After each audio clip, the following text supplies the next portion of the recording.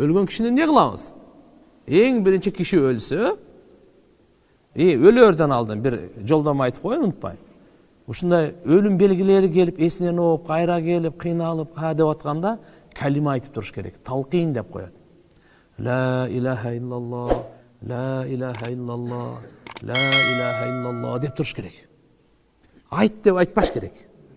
Жөн эле жанында тура бериш керек. Ал угуп калып, ла илаха иллаллах деп койду, болду. Андан кийин эми айттырганга кыйнап, аракет кылбай эле койгула. Жок деп өрүбесин да. Түшүндүңбү? Эми жан чыкканда мындай да, пут жагынан келип туруп, мурдунан чыгат да өзү. Баш жагынан чыгат. Ошон үчүн жан чыгып баратканда көз сопровождовать этет да. Ошо ойдан калып калат. Же буякта мындай, же мындай, ар кандай. Ошон үчүн көздү жумуп коюш керек. Кийинки жууганга келгендерге коркунучтуу болбосун.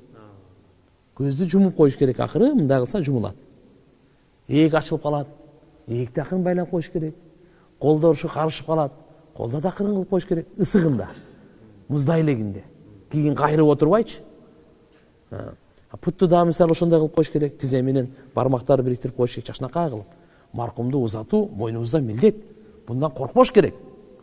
Ertege biz de can veriyoruz. Hani bizi kim karmaydı ana? Biz biri-birimizni karmasa kim karmaydı ana? Mınандай meseleler болады da. Kıskası aytkanda anan keyin ne kılат? Anan gusul kılınat. Gusul kılат. Тазака жууп, эгерде денесинен кемчилдик көрүп калсаңыз, эчке айтпаңыз. Пайгамбар сую салган ага. Түшүндүңбү?